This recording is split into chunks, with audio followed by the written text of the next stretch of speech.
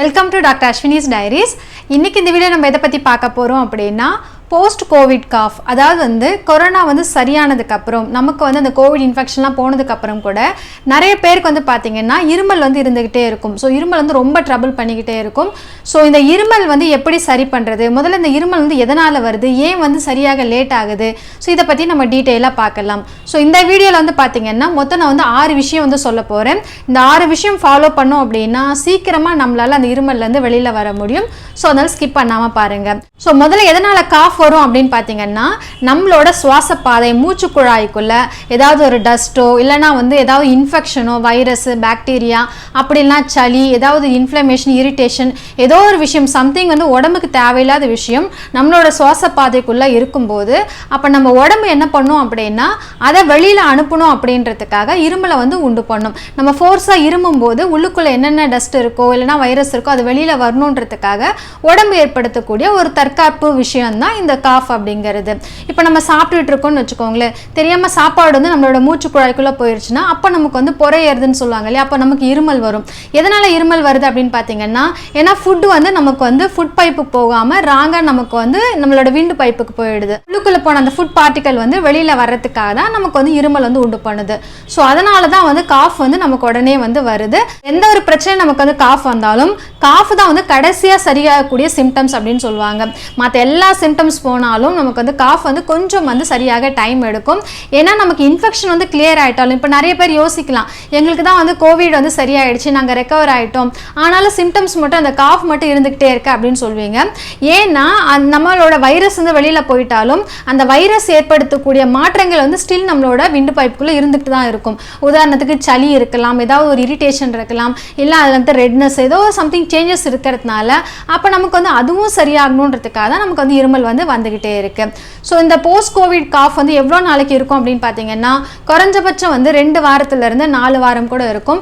ஒரு சிலருக்கு பார்த்தீங்கன்னா வித்தின் வீக்லியே கூட சரியாகும், ஒரு சிலருக்கு 2 மாசம் 3 மாசம் கழிச்சு கூட சரியாகும். ஆனால் நம்ம சில விஷயங்கள் பண்ணுவோம் அப்படின்னா சீக்கிரமா சரி பண்ணிக்கலாம். ஸோ ஃபர்ஸ்ட் விஷயம் என்ன அப்படின்னு பார்த்தீங்கன்னா நம்ம மூச்சு விடுறோம் இல்லையா, இந்த மூச்சு விடுறத நம்ம கரெக்டாக இருக்குமா கரெக்டாக செய்கிறோமா அப்படின்றத நம்ம பார்க்கணும். ஸோ நார்மல் ப்ரீத்திங் பேட்டர்ன் என்ன அப்படின்னு பார்த்தீங்கன்னா டயப்ரமேட்டிக் ப்ரீத்திங் அப்படின்னு சொல்லுவாங்க. அதாவது டம்மி ப்ரீத்திங். நம்ம வயிற்றுல ஸோ இப்போ குழந்தைங்களுக்கு நடக்கும் இல்லையா, அதுதான் நார்மலாக நடக்கக்கூடிய ப்ரீத்திங். நம்ம மூச்சு காற்று உள்ளே இழுக்கும் போது அதாவது இன்ஹேல் பண்ணும்போது நம்மளோட வயிறு வெளியில் ரேஸ் ஆகணும், வயிறு பெருசாகணும். அதே மாதிரி மூச்சு வெளியில் விடும்போது எக்ஸேல் பண்ணும்போது நம்மளோட வயிறு சுருங்கணும். ஸோ இதுதான் நார்மல் பேட்டர்ன். இப்போ நீங்களே யோசிச்சு பாருங்க, நீங்கள் இந்த மாதிரி ப்ரீத்திங் பேட்டர்ன் தான் பண்ணிட்டு இருக்கீங்களா அப்படின்ட்டு. ஏன்னா நம்மளோட கான்ஷியஸ் இல்லாமல் அது பாட்டு நம்ம ப்ரீத் பண்ணிட்டு இருக்கோம். ஏன்னா சின்ன குழந்தைங்களுக்கு பார்த்தீங்கன்னா இந்த டயப்ரமேட்டிக் ப்ரீத்திங் தான் இருக்கும்.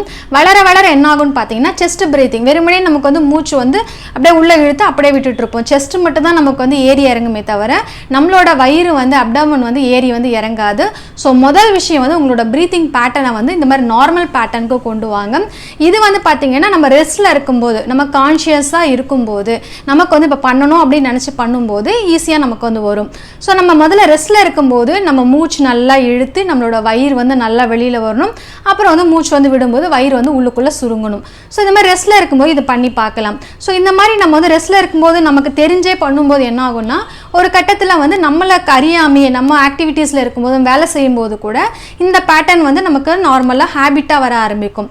ஸோ இது ஃபர்ஸ்ட் விஷயம். இதை கண்டிப்பா நீங்க ஃபாலோ பண்ணுங்க. ஸோ ரெண்டாவது விஷயம் என்ன அப்படின்னு பாத்தீங்கன்னா இப்போ காஃப் உங்களுக்கு வரப்போகுது அப்படின்னும் போது அந்த டைம்ல நமக்கு வாயை க்ளோஸ் பண்ணிட்டு நம்ம எச்சி முழுங்குற மாதிரி சும்மா முழுங்கிட்டே இருக்கணும். இப்போ நமக்கு எப்படி பண்ணோம் அப்படின்னா அந்த மாதிரி எச்சி முழுங்குற மாதிரி நம்ம ஸ்வாலோ பண்ணிக்கிட்டே இருக்கணும். கண்டினியூஸாக எச்சி இல்லைன்னா கூட சும்மா ஸ்வாலோ பண்ணிக்கிட்டே இருக்கணும், முழுங்கிட்டே இருக்கணும். ஸோ நம்மளோட அந்த காஃபோட அர்ஜ் போகிற வரைக்கும் அந்த சென்ஸ் போகிற வரைக்கும் ஸோ அந்த மாதிரி நம்ம முழுங்கிட்டே இருக்கும்போது நமக்கு காஃப் அப்படியே செட்டில் ஆகிடும், நமக்கு காஃப் வராது. ஸோ இது ரெண்டாவது விஷயம். இந்த டிப்பை ஃபாலோ பண்ணி பாருங்க. மூணாவது விஷயம் என்ன அப்படின்னு பார்த்தீங்கன்னா அடிக்கடி நம்ம சுடு தண்ணி குடிச்சிக்கிட்டே இருக்கணும். நம்ம வெட் பண்ணிக்கிட்டே இருக்கணும், நம்மளோட தொண்டையை கொஞ்சம் சுடு தண்ணியை வச்சு நினச்சிக்கிட்டே இருக்கணும். ஸோ அந்த மாதிரி அடிக்கடி சுடு தண்ணி பண்ணும்போது என்ன ஆகும் ஆகும்னா அங்கே இருக்கிற இன்ஃப்ளமேஷனும் கொஞ்சம் நல்லா நமக்கு வந்து குறையும். ஸோ அங்கே ஏதாவது வீக்கம் இருக்குது இல்லைனா வந்து இரிட்டேஷன் இருக்குது அப்படின்னா அதுவும் நல்லா குறையும். ரொம்ப வந்து ட்ரை காஃப் இருக்கிறவங்களுக்கு இந்த வார்ம் வாட்டர் அடிக்கடி குடிக்கும்போது நல்ல பெனிஃபிட் இருக்கும். ஸோ அதனால் இதையும் வந்து ஃபாலோ பண்ணுங்கள். நாலாவது விஷயம் என்ன அப்படின்னு பார்த்தீங்கன்னா ஆவி பிடிக்கிறது.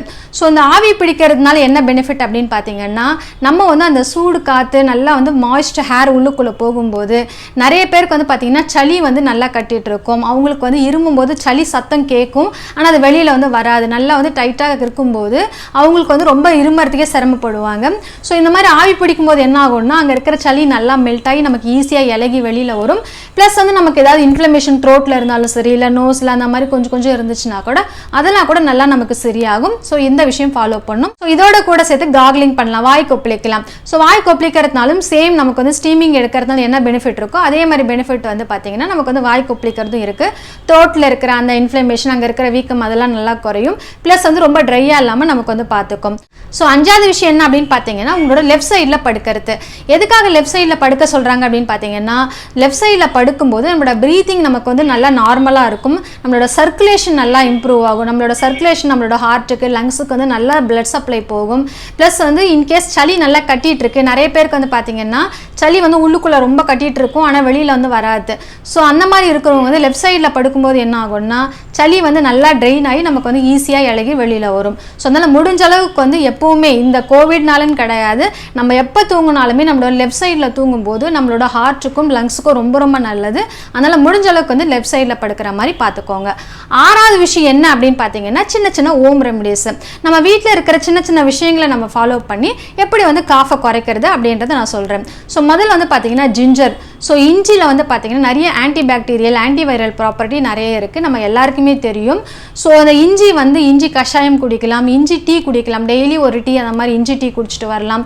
அப்படி இல்லை இஞ்சியோட சாறு எடுத்து ஸோ இஞ்சியோட மேலே இருக்கிற அந்த தோல்லாம் சீவிட்டு குட்டி குட்டியாக கட் பண்ணி மிக்ஸி ஜாரில் போட்டு கொஞ்சம் தண்ணி ஊற்றி அதை வந்து நல்லா அடிச்சுட்டு அதை வந்து ஃபில்டர் பண்ணிக்கோங்க. அது நமக்கு சாறு கிடைக்கும் இல்லையா, அது எந்த அளவுக்கு வந்து இஞ்சி சாறு கிடைச்சிருக்கோ அதே அளவுக்கு வந்து லெமன் ஜூஸு, அதே அளவுக்கு ஹனி தேன் இருக்கு இல்லையா, இது மூணும் வந்து பார்த்தீங்கன்னா ஒன்றா கலந்துட்டு ஸோ இதை வந்து காலையில் ஒரு வேளை நைட்டில் ஒரு வேளை.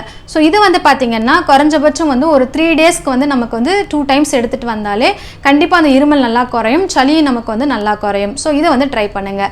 ரெண்டாவது விஷயம் என்னென்னு பார்த்தீங்கன்னா தேன். ஸோ தேனில் வந்து பார்த்தீங்கன்னா ஆன்டி இன்ஃப்ளமேட்டரி ப்ராப்பர்ட்டி நிறைய இருக்குது. ஸோ தேன் வந்து எப்படி எடுக்கலாம்னு பார்த்தீங்கன்னா ஒரு டம்ளர் சுடுதண்ணில் பார்த்தீங்கன்னா ஒரு 2 டீஸ்பூன் தேன் போட்டுட்டு நல்லா கலந்துட்டு அந்த வாட்டரை நம்ம கொஞ்சம் சூடாக இருக்கும்போதே எடுத்துக்கலாம். ஸோ இது வந்து ரெண்டாவது விஷயம். மூணாவது விஷயம் என்னென்னு பார்த்தீங்கன்னா புதினா இருக்கு இல்லையா, அந்த புதினாவில் வந்து பார்த்தீங்கன்னா மென்தால் அப்படின்ற ஒரு விஷயம் இருக்குது. ஸோ மென்தால் தான் வந்து பார்த்தீங்கன்னா காஃப் லூசன்ஸ்லாம் நம்ம வந்து எடுத்துப்பாங்க இல்லையா, ஸோ ஆல்ஸ் அந்த மாதிரிலாம் எடுப்பாங்க, அதெல்லாம் மென்தால் தான் போட்டிருப்பாங்க.